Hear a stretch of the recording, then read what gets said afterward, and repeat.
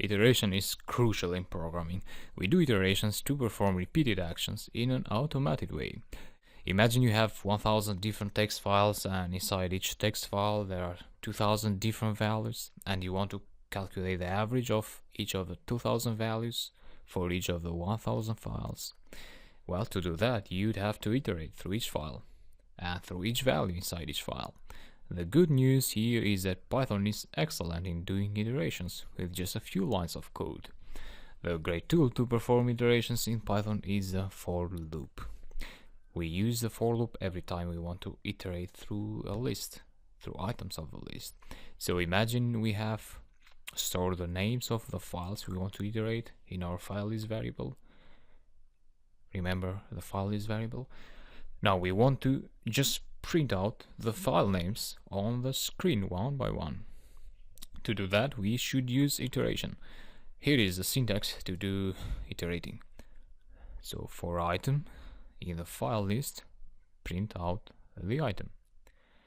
And notice that we are using indentation here again. So what we're telling Python is, okay, for each item in the list, print out the item.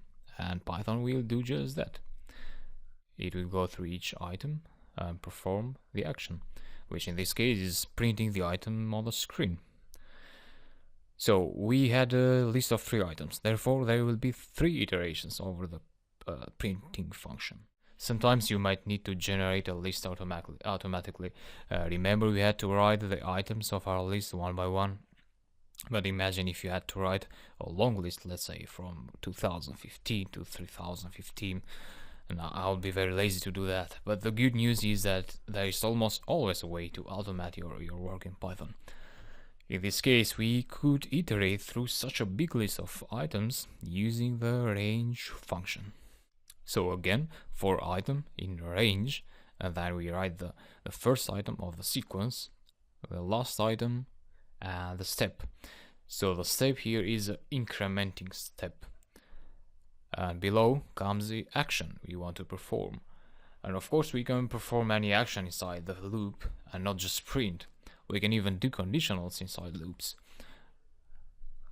Let's do one again. So for each item in the range that starts at 2015 and ends at 2019, incrementing by 2, if the item is equal to 2025, print out the item. So we just told Python to go through each item of the range list and print only the item that is equal to 2025. We use indentation here again. We indented the if statement because it depends on the for loop, and we also indented the print function below if because the print function depends on the if statement. So the for loop here is conditioned by the fact that the item has to be equal to 2025 for the print function to be executed. So that was some basic but good information about iterations, but you'll have more about it in the next lectures.